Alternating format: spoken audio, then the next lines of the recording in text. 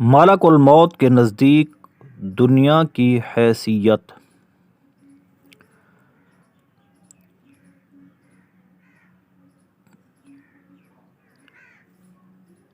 حضرت اسرائیل علیہ السلام کے لیے یہ وسیع و عریض دنیا ایسے ہے جیسے کسی انسان کے سامنے کوئی تھال یا تھالی پڑی ہوئی ہو اور اس میں سے جو کچھ چاہے اور جتنا چاہے اٹھا لے۔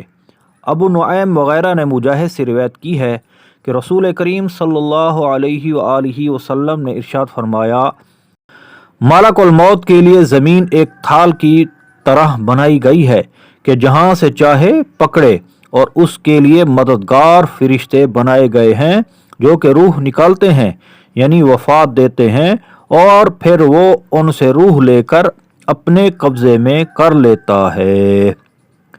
تفسیر خازن میں ہے کہ معاون فرشتے اجل رسیدہ کا روح قبض کرتے ہیں، تو جب روح حلق تک پہنچتی ہے تو حضرت ملک الموت علیہ السلام خود قبض فرماتے ہیں۔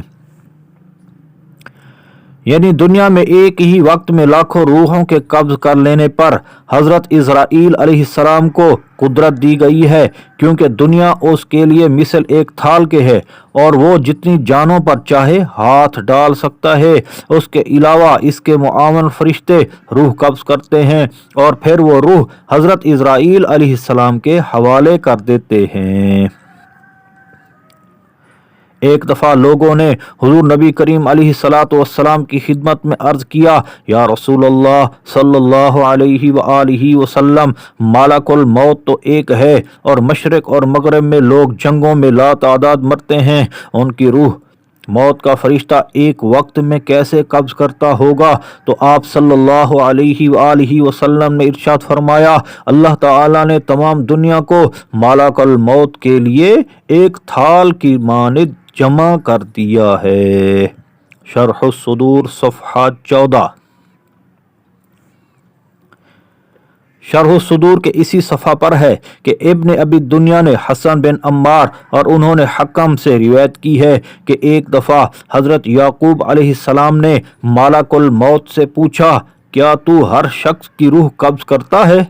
ملک الموت نے کہا، ہاں۔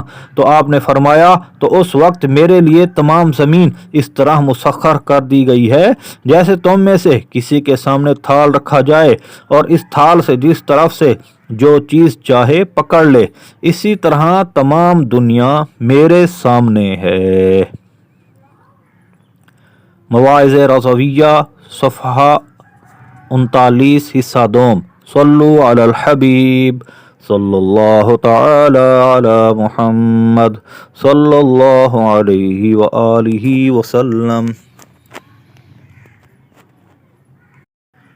جب اللہ تبارک و تعالی نے حضرت ملک الموت علیہ السلام کے لیے ساری دنیا کو ایک تھال کی طرح بنا دیا ہے تو میرے آقا صلی اللہ علیہ وآلہ وسلم کی شان کا عالم کیا ہوگا؟